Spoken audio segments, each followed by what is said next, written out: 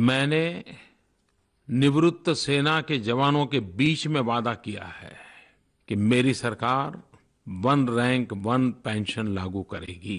जय हिंद दोस्तों, आज की जबरदस्त वीडियो माननीय प्रधानमंत्री के मन में आखिर क्या है, वन रैंक वन पेंशन के बारे में, उनकी विसंगतियों के बारे में और जेएसयू जवान के बारे में। आपको मैं मन की बात का एक एपिसोड है, उसका कुछ अंश आप सुनिए और फिर मैं वीडियो करता हूं वन रैंक वन पेंशन क्या ये सच्चाई नहीं है कि 40 साल से सवाल उलझा हुआ है? क्या ये सच्चाई नहीं है कि इसके पूर्व की सभी सरकारों ने इसकी बातें की, किया कुछ नहीं? मैं आपको विश्वास दिलाता हूं, मैंने निवृत्त सेना के जवानों के बीच में वादा किया है कि मेरी सरकार वन रैंक वन पेंशन लागू करेगी। हम जिम्मेवारी से हटते नहीं हैं और सरकार बनने के बाद भिन्न भिन्न विभाग इस पर काम भी कर रहे हैं। मैं जितना मानता था उतना सरल विषय नहीं है, पेचीदा है और 40 साल से उसमें समस्याओं को जोड़ा गया है। मैंने इसको सरल बनाने की दिशा में, सर्वस्वीकृत बनाने की दिशा में सरकार में बैठे हुए सबको रास्ते खोजने पर लगाया हुआ है।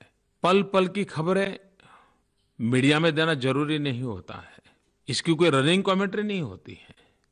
मैं आपको विश्वास दिलाता हूं, यही सरकार, मैं फिर से भी कहता हूं, यही सरकार आपका वन रैंक वन पेंशन का मसला सॉल्यूशन लाके रहेगी। जैसा हम सभी जानते हैं, आज ओआरओपी विसंगतियों को लेकर तमाम तरह की कोशिश लगातार की जा रही है। देशव्यापी आंदोलन, देश में अलग अलग जगह धरने, प्रदर्शन और अपने माननीय सांसद को ज्ञापन, ताकि ये सारी एकजुटता और हमारी मांगें महामहिम राष्ट्रपति जी, माननीय प्रधानमंत्री जी और रक्षा मंत्री जी तक पहुंच सके।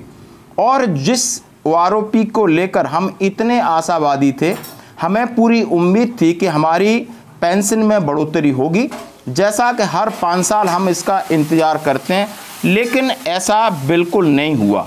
यानी जो वन रैंक वन पेंशन का लाभ जवानों को और जेएसयू को मिलना था, वो अधिकारियों के खाते में चला गया। और जैसे ही आरोपी जब से शुरू हुई है, तब से तत्कालिक रक्षा मंत्री अरुण जेटली जी, परकर जी, जो आज इस दुनिया में नहीं है, उन्होंने इस बात की पहल की थी कि एक बार ओआरओपी को लागू कर लो, उसके बाद इसकी विसंगतियों पर बात करेंगे।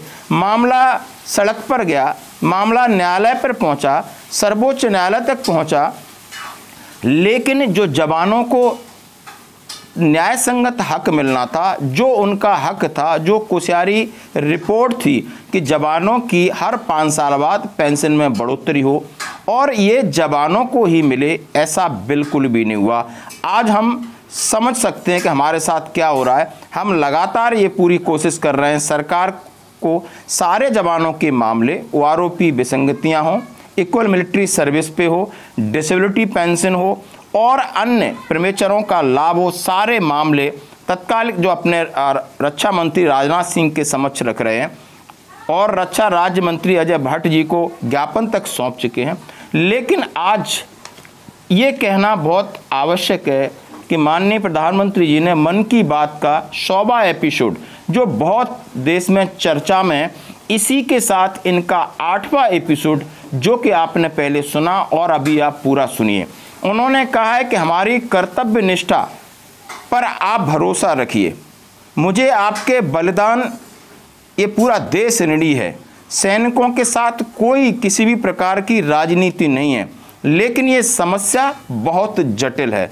40 साल की समस्या को आसान तरीके से हल करने के लिए समय लगेगा। जैसे भी होगा हम इसको पूरा प्रयास करेंगे, लेकिन मैं पल पल की रनिंग कमेंट्री आपको नहीं दे सकता। मेरी राष्ट्रभक्ति पर कोई भी प्रश्न न लगाए।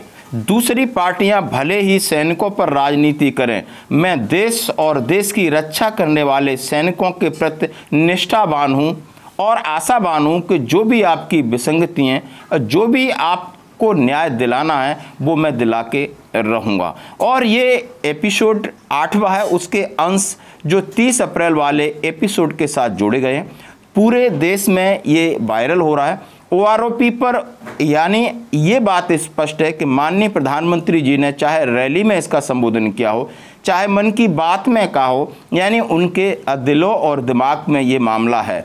विसंगति का भी मामला है। बस अभी सैनिकों को एकजुट होकर के उनके पास ये मामला पहुंचता है।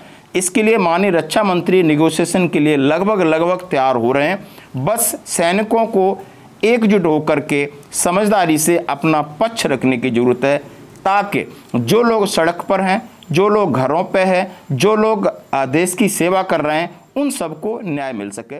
धन्यवाद दोस्तों।